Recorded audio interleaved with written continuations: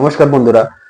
ভারতীয় ক্রিকেট দলের নতুন কোচ গৌতম গম্ভীর, আহ, তার সাপোর্টিং স্টাফ কারা হবে সেই নিয়ে একটা সবার মধ্যে একটা কৌতূহল ছিল এবং এখনো পর্যন্ত আছে। অফিসিয়ালি এখনো পর্যন্ত বিসিসিআই থেকে কোনো ঘোষণা করা হয়নি যে তার সাপোর্টিং স্টাফ কারা হবেন। কিন্তু যা খবর শুনতে পাওয়া যাচ্ছে যে প্রায় ফাইনাল হয়ে গিয়েছে। তার সাপোর্টিং স্টাফ শুধু অফিসিয়ালি ঘোষণা করা বাকি আছে। তো সাপোর্টিং স্টাফ কারা হতে পারেন এই নিয়ে একটা সোশ্যাল মিডিয়া এবং নিউজ মিডিয়াতে একটা চর্চা চলছে, যে কয়েকটা নাম ঘুরে ফিরে আসছে যে এরা এরা সাপোর্টিং স্টাফ হতে পারে। যে প্রথম প্রথম নামটা হচ্ছে অভিষেক নায়ার। অভিষেক নায়ার শোনা যাচ্ছে, অভিষেক নায়ার গৌতম গম্ভীরের অ্যাসিস্ট্যান্ট কোচ হতে পারেন। গৌতম গম্ভীর হেড কোচ এবং অভিষেক নায়ার অ্যাসিস্ট্যান্ট কোচ হতে পারেন। আহ, কারণ অভিষেক নায়ার গৌতম গম্ভীরের সঙ্গে কেকেআর থাকাকালীন একসঙ্গে কাজ করেছে এবং অভিষেক নায়ারের কাজের যে পদ্ধতি, কোচিং করানোর যে প্যাটার্ন, সেটা গৌতম গম্ভীরের খুব পছন্দ হয়েছে। এবং যদি দেখা যায় লাস্ট 5 বছর ধরে অভিষেক নায়ার কেকেআর এর অ্যাসিস্ট্যান্ট কোচ হিসেবে তিনি কাজ করছেন সেই 2018 থেকে। তো সেখানে শুভমন গিলও ছিল এবং আহ, তারপরে রোহিত শর্মার সঙ্গে তো তার একটা পার্সোনাল সম্পর্ক আছে।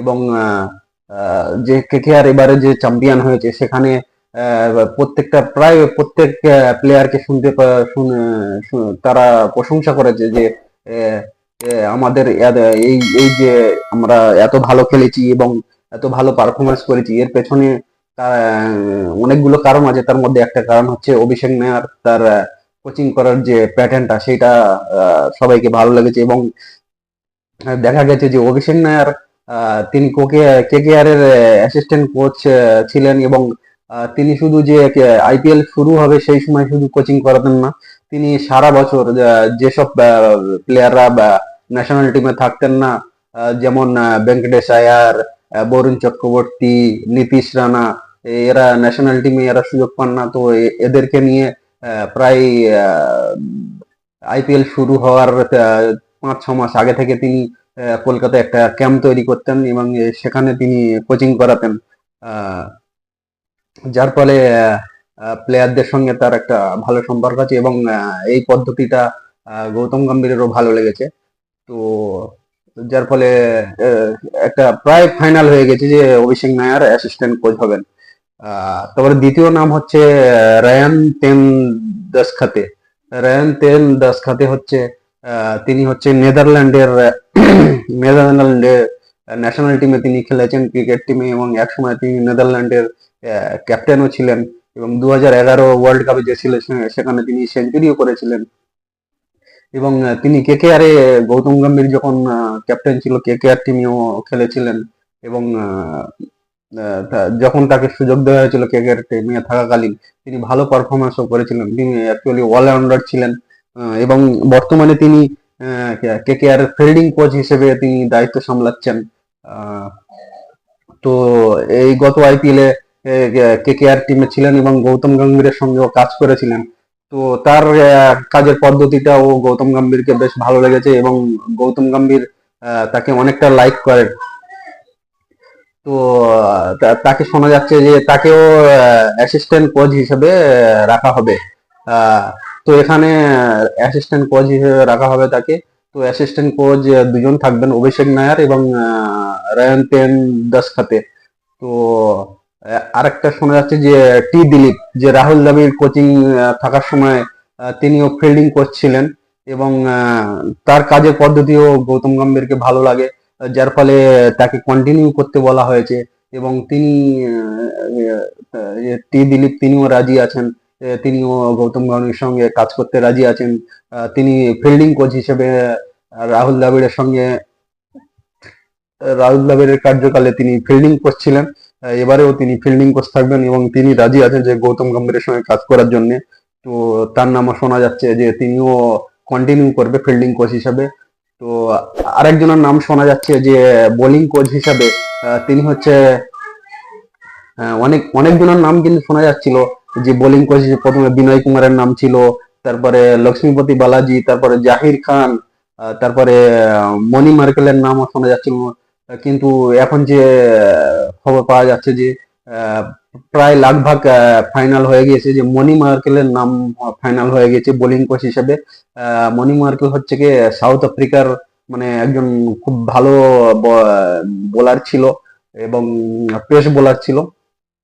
আহ, এবং তিনি 2014 যখন কেকেআর চ্যাম্পিয়ন হয় সেই সময় গৌতম গম্ভীরের সঙ্গেও তিনি খেলেছেন এবং কেকেআর টিমে ছিলেন। সেই সূত্র মারফত গৌতম গম্ভীরের মানে খুব পছন্দ, এবং গৌতম গম্ভীর তাকে তার বোলিং পদ্ধতি এবং কোচিং যে সেটা তার খুব ভালো লাগে। এবং তারপরে আহ, তিনি লখনৌ সুপার জয়েন্টেও গৌতম গম্ভীর যখন মেন্টর ছিলেন, সেই লখনৌ সুপার জয়েন্টেও তিনি বোলিং কোচ ছিলেন। তো যার ফলে গৌতম গম্ভীর সঙ্গে তার একটা ভালো সুসম্পর্ক আছে, এবং আহ, তার যে কোচিং এর পদ্ধতি সেটাও গৌতম গম্ভীরের ভালো লাগে। যার ফলে গৌতম গম্ভীর তার নাম রিকমেন্ড করেছে বিসিসিআই কে, যে যে তাকে বোলিং কোচ হিসেবে নেওয়ার জন্য। কারণ দেখো দেখুন এর এর আগে যারা কোচ ছিলেন, যে রবি শাস্ত্রী থেকে রাহুল দ্রাবিড়, তারাও তাদের নিজেদের পছন্দ মতন সাপোর্টিং স্টাফ তারা নিজেরাও রিকমেন্ড করেছিলেন, এবং বিসিসিআই সেটা মেনে নিয়েছিল। তো এবারেও গৌতম গম্ভীর তার নিজের পছন্দ মতো সাপোর্টিং স্টাফ আহ, তিনি পছন্দ নাম দিয়েছেন, বিসিসি রিকমেন্ড করেছেন, তো বিসিসিআই কে সেটা মানতে হবে। নালে কিছু হলে টিমের যদি কোনো কোনো সময় কোনো সিরিজ যদি বিপর্যয় হয়, তাহলে গৌতম গম্ভীরের ওপরে দোষ থাকবে না, যে হ্যাঁ, আমার পছন্দ মতন সাপোর্টিং স্টাফ পছন্দ দেওয়া হয়নি, যার ফলে এর এর দায় আমার নয়। তো সবাইকে যখন তার নিজের সাপোর্টিং স্টাফ পছন্দের মতন সাপোর্টিং স্টাফ দেওয়া হয়েছে, তো গৌতম গম্ভীরকেও ও দেয়া হবে। শুধু অফিসিয়ালি ঘোষণা করা বাকি আছে। তো এবার এর মধ্যে অনেকে বলছে যে গৌতম গম্ভীর আহ, যে তিনি তার নিজের পছন্দের মতন লোক নিচ্ছেন, এবং বেশিরভাগ কেকেআর থেকে তুলে নিয়ে আসছেন। যে কেকেআর থেকে যে শুভমন গিল কেকেআর এক সময় ছিল বলে তাকে ভাইস ক্যাপ্টেন করা হয়েছে, এবং শ্রেয়াস আয়ার কেকেআর এর ক্যাপ্টেন বলে তাকে টিমে জায়গা করে দেওয়া হয়েছে, এবং হর্ষিত রানা তিনি কেকেআর, এবং সূর্য কুমার যাদব কেকেআর এ গৌতম গম্ভীরের আন্ডারে তিনি খেলেছিলেন 2014-15-তে। সেই সময় গৌতম গম্ভীর ক্যাপ্টেন এবং সূর্য কুমার যাদব ভাইস ক্যাপ্টেন ছিল, যার ফলে সূর্যাকে ক্যাপ্টেন করে দেয়া হয়েছে, মানে নিজের নিজের পছন্দের লোককে। তো এটা এটা সব জায়গাতেই হয়, যে আমার যার উপরে বিশ্বাস থাকে, যার উপর ভরসা থাকে, আমি তাকে দায়িত্ব দেবো, যে আমি মানে চোখ বন্ধ করে তার উপর আমি ভরসা করতে পারি যে সে আমার এই কাজটা করে দেবে।